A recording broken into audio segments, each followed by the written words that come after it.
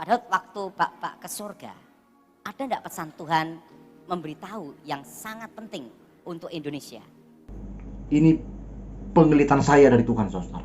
Saya kemarin naik ke surga, saudara. Di surga saya lihat, saudara, Tuhan bicara kepada saya, Daud Tony itu nabi palsu. Dengar, pesan Tuhan, saudara. No!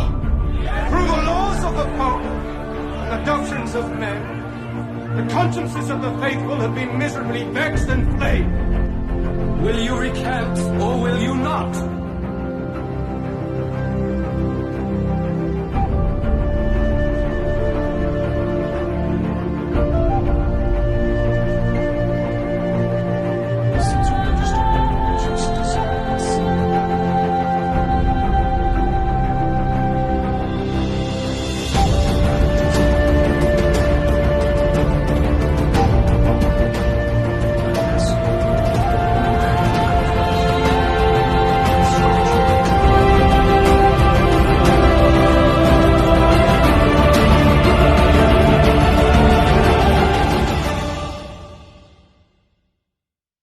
Shalom saudara, kali ini saya mau menanggapi Om Daud Tony. Sebelumnya saya mohon maaf, saya di sini bukan mau nyerang hamba Tuhan. Lagian di video yang akan saya tanggapi ini, Om Daud Tony sendiri mengaku bahwa dirinya bukan pendeta. Dan puji Tuhannya satu, saya tidak bisa dipecat karena saya tidak pernah ditasbiskan, disahkan jadi pendeta.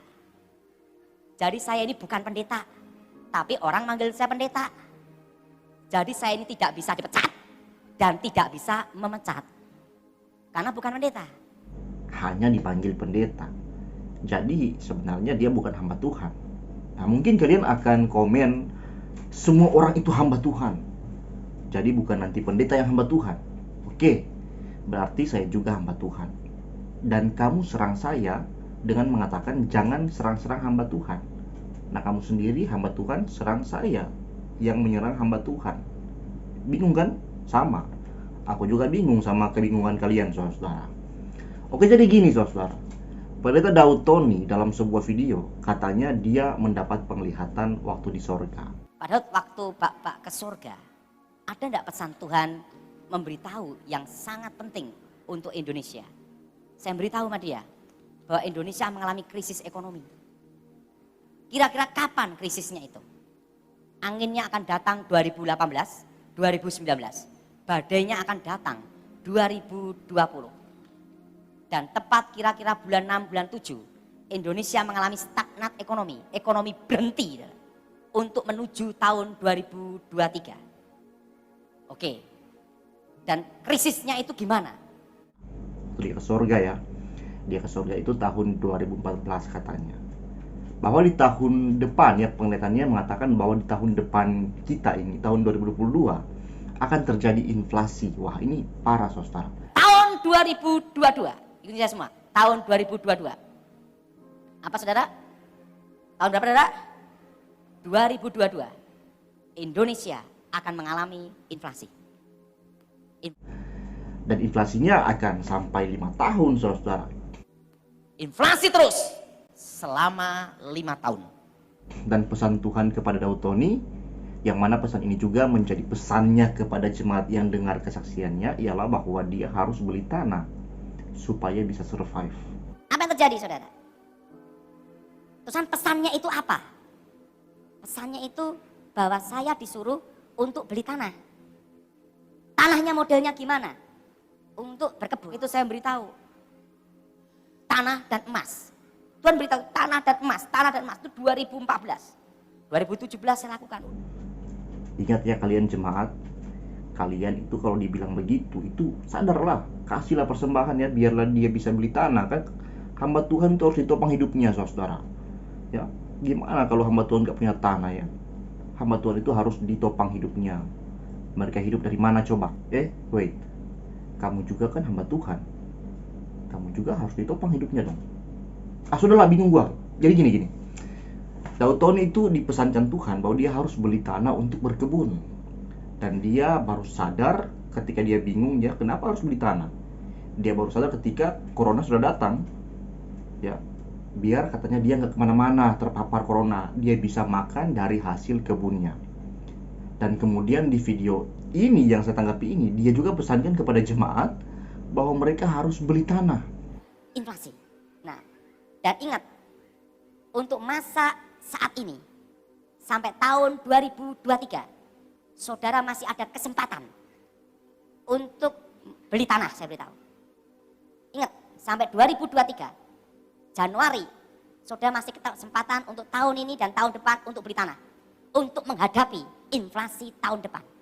Karena orang semua perlu uang cash, betul? Betul? Dan usahakan saudara tahun ini dan tahun depan jangan utang bank. Saudara, jemaat yang sultan-sultan langsung gampang kan mikir, langsung oh uang saya sekian untuk tanah, sekian untuk ini ya, langsung ngatur-ngatur gitulah. Nah kalau jemaat yang miskin gimana dong? Jangankan beli tanah pak, beli peti mati aja untuk masuk tanah itu susah pak. Saya mikir Tuhan nih kasih pesan ke Daud Tony, Tuhan mikir gak ya gitu kan? Masa pesannya itu hanya menguntungkan mereka yang punya duit aja gitu. Gimana dengan mereka yang nggak punya duit, saudara? Termasuk saya nih. Jangan kan beli tanah, saudara. Buat nikah aja gua masih nabung-nabung ini masih sulit nih. Nih gimana sih Tuhan? Ya mungkin Tuhan bakalan jawab, itu sih DL. Apes nih gua kalau Tuhan jawab kayak gitu kan. Saudara, Daud Tony ini adalah salah satu contoh nabi palsu yang ada di tengah-tengah umat. Mari banyak baca firman, saudara. Di Alkitab, itu kita tidak disuruh Tuhan menjaga nyawa kita. Kita malah diapresiasi Tuhan jika kita kehilangan nyawa demi Tuhan kita. Kita tidak disuruh beli tanah di dunia, saudara. Kalaupun saudara punya duit, ya silakan beli tanah. Tapi tetap tanah itu bukan punya saudara kan, nggak bakal dibawa mati, itu punya negara. Saudara nggak bisa bangun negara sendiri di tanah Indonesia ini, ya. Jadi beli tanah tetap milik Indonesia, di tanah air Indonesia. Gini soal, kita ini dijanjikan Tuhan rumah di sorga, tanah di sorga. Mari persiapkan saja rohani kita, hati kita persiapkan agar kita tetap teguh menghadapi seluruh zaman. Jangan gentar, saudara. Pakai uangmu sebijaksana mungkin. Bagi yang gak punya uang buat beli tanah, jangan khawatir.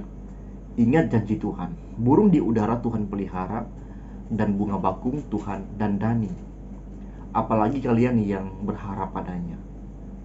Ketika corona datang, gereja-gereja di gereja saya ya, jemaat-jemaat yang berkelebihan mengumpulkan dana untuk supaya jemaat yang berkekurangan bisa dapat makan. Ada yang mengumpulkan beras dan bahan natural lainnya. Ini suatu cara Tuhan untuk menjaga hidup umatnya. Gereja adalah tubuh Kristus, dan ketika kelaparan melanda, tubuh Kristus akan bergerak untuk saling menopang satu dengan yang lainnya. Itu pasti. Tapi kalau gereja Pak Daud Tony ini nggak ada orang kaya mau mikirin orang miskin, nggak ada, saudara. Semua mikirin beli tanah aja. Saya yakin, saudara, krisis itu bisa diperkirakan. Nggak perlu Tuhan kasih penglihatan sama Daud Tony. Ahli-ahli ekonomi bisa mempelajari hal itu. Tapi kita masyarakat bisa tetap berjaga-jaga. Dalam arti segala kemungkinan buruk untuk masyarakat bisa terjadi kan. Berjaga-jaga yang saya maksud adalah bukan suruh kalian beli tanah, enggak. Tapi milikilah hati yang siap untuk menghadapi segala kondisi dengan mengingat janji Tuhan, mengingat penyertaan Tuhan. Yang miskin jangan khawatir. Ada banyak orang kaya di gereja yang selalu siap Tuhan pakai untuk membantu kita yang miskin. Sama seperti keadaan di kisah para rasul. Orang kaya memberi hartanya untuk dibagikan secara menyeluruh kepada jemaat-jemaat yang membutuhkan. Saudara, saya mau pesankan, ini penglihatan saya dari Tuhan, saudara. Saya kemarin naik ke surga, saudara. Di surga saya lihat, saudara, Tuhan bicara kepada saya, Daud Tony itu nabi palsu. Dengar, pesan Tuhan, saudara. Saya patah dulu diri. God bless you.